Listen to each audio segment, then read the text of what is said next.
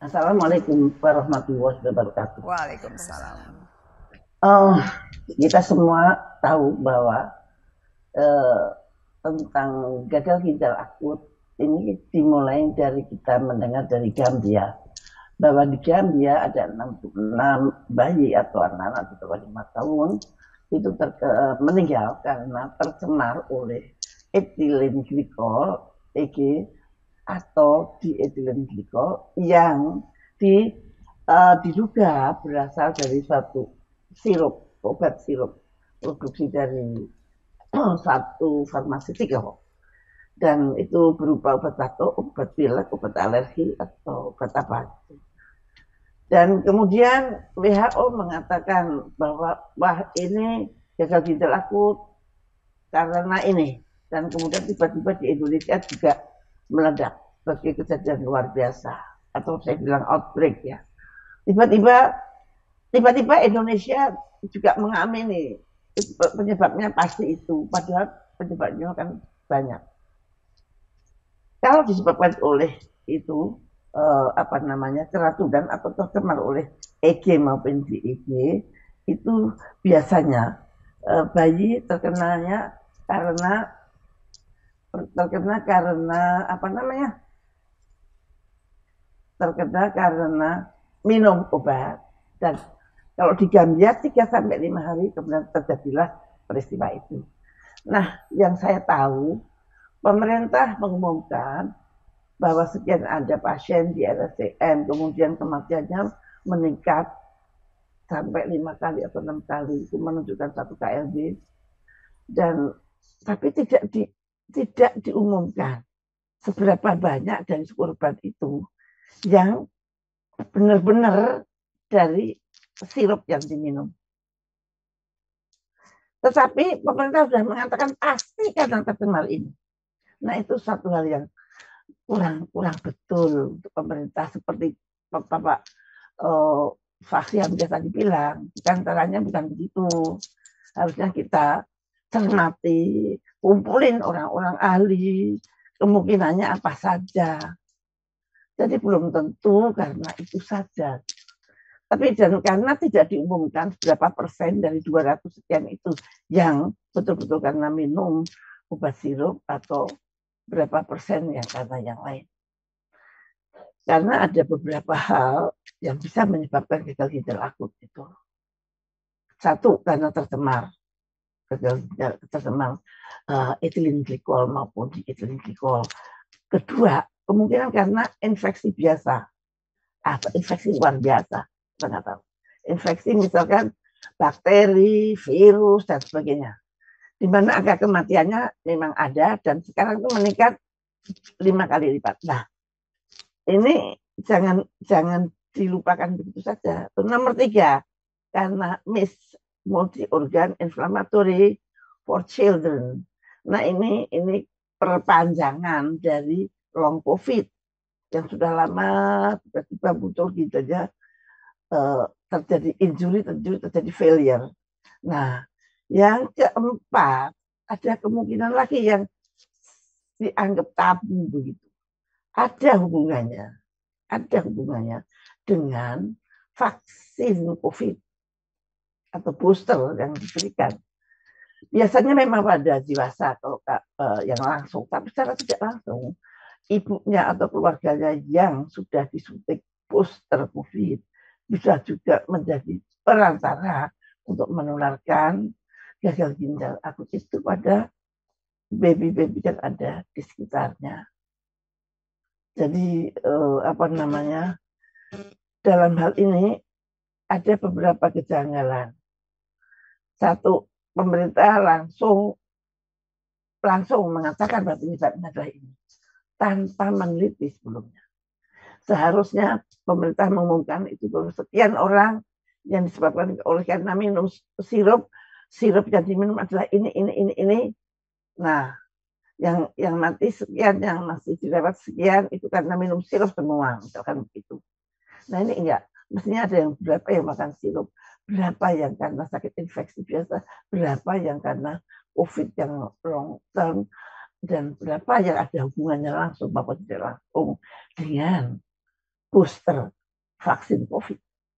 Ini ada nanti kalau perlu, saya juga sudah membuat slide sebetulnya, tapi saya tidak bisa membayangkan forumnya, apakah bisa pakai slide atau tidak. Jadi saya tayangkan di sini, nanti kalau perlu saja saya. Nah, kemudian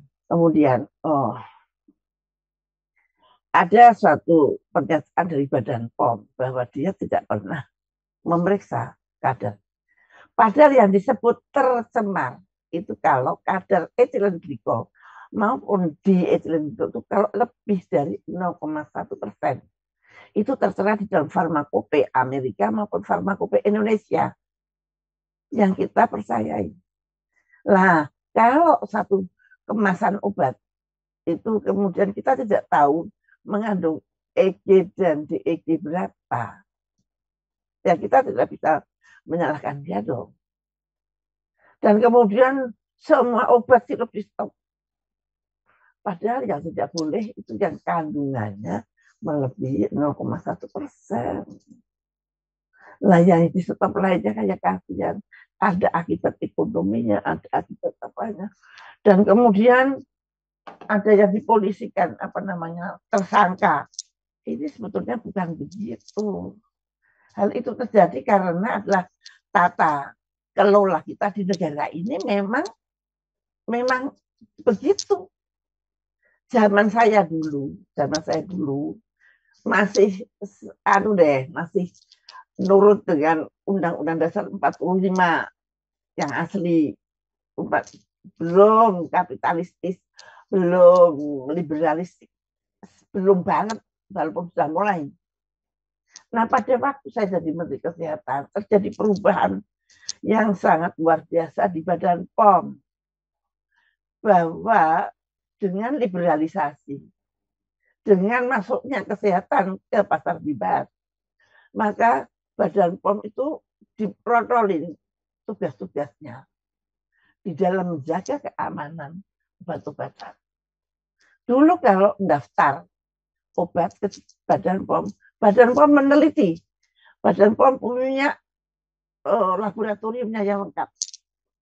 Tapi karena perubahan peta politik, sehingga Indonesia harus masuk ke pasar bebas.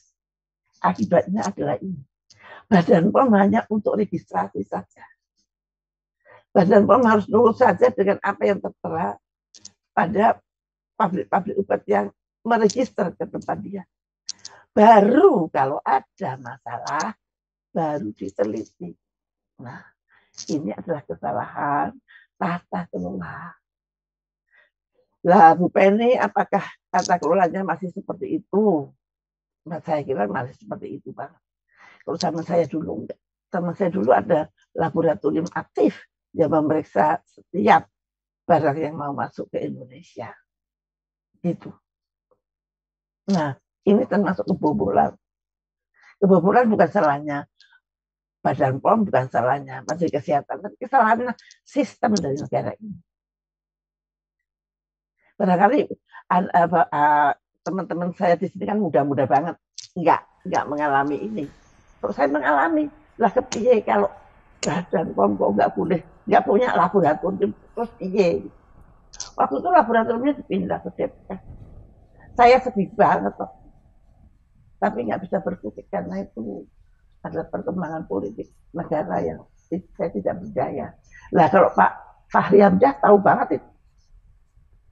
Kalau saya mengatakan, ya beginilah, kalau kita mengikuti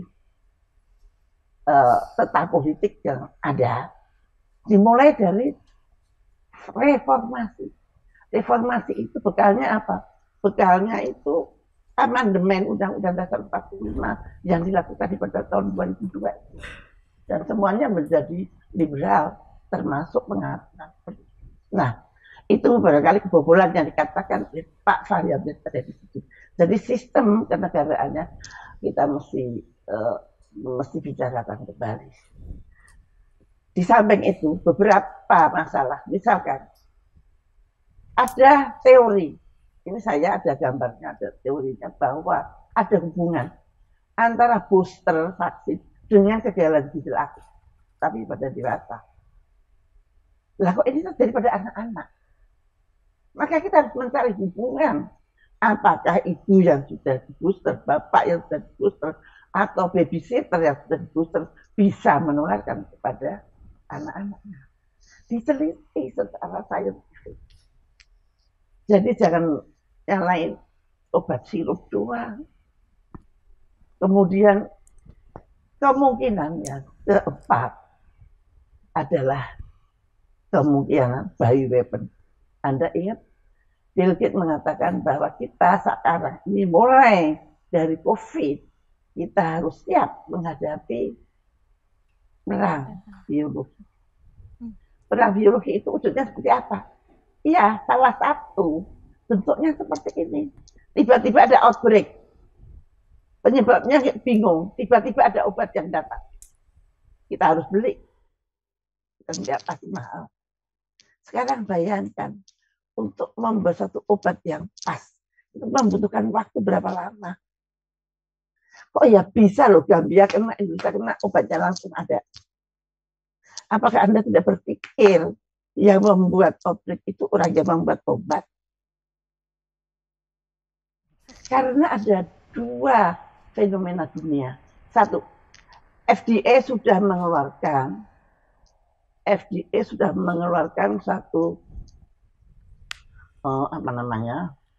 bahwa anak-anak di bawah 5 tahun aman disuntik vaksin COVID.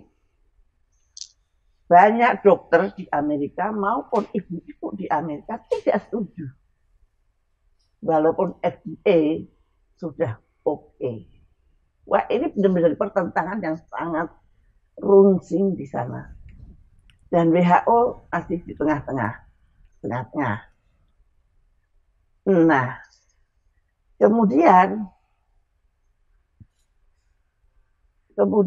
sampai sekarang belum dinyatakan anak-anak di bawah 5 tahun itu harus disuntik. Nah, satu itu.